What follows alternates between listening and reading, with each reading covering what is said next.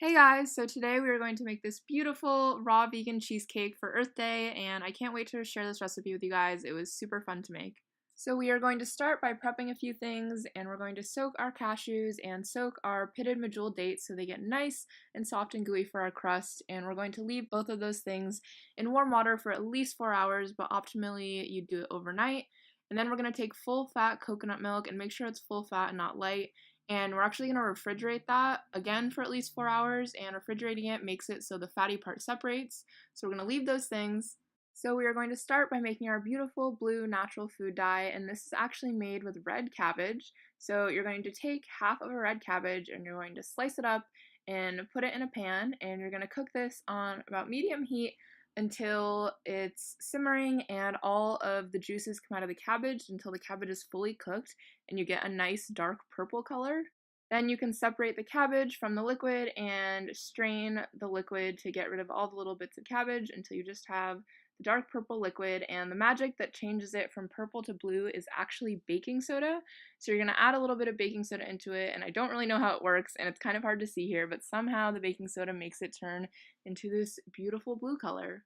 To make the crust, we are going to start with a 10-inch springform cake pan, and I prefer to use these because it's just a lot easier to get the cake out when it's done, and I decided to line it with tin foil, which I wouldn't normally do, but my roommate had some lying around.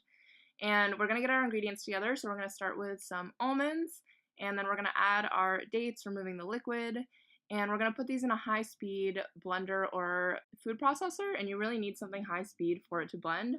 So we're also going to add coconut, and I decided to add cocoa powder to this as well. This is completely optional, but it adds a really nice chocolatey flavor if you like that, and we're just going to blend everything up really well, and this will definitely take a little while with the thickness of everything, but you want it until it's about this texture, and this is so yummy. This is actually the same ingredients that I used to make bliss balls, but you're going to take this out of the blender and put it in the bottom of the pan, and then you are going to use your hands to start to spread it out until it's nice and flat, and this is a bit messy, but it's pretty fun, and just get it until it is nice and flat and ready for the filling.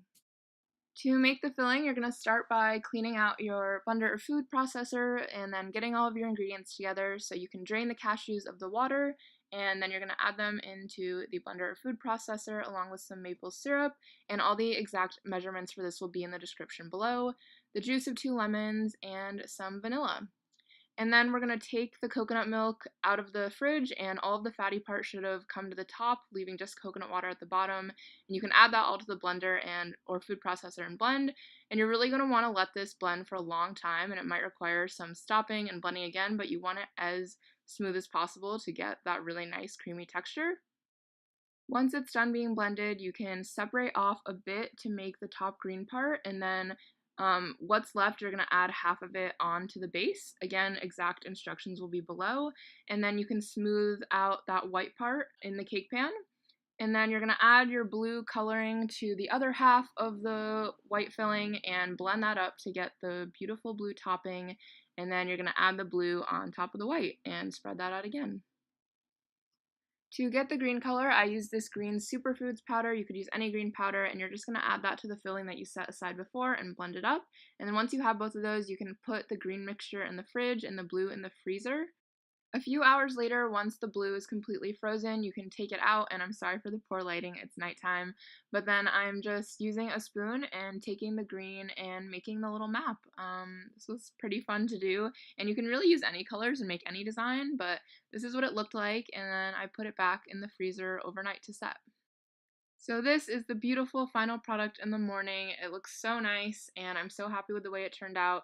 So I just took it out of the pan, and there it is. And the amazing thing about this is that you really can use any different sets of colors or flavors, and you could use different things like berries to make pinks and purples, and you can do any kind of design that you want.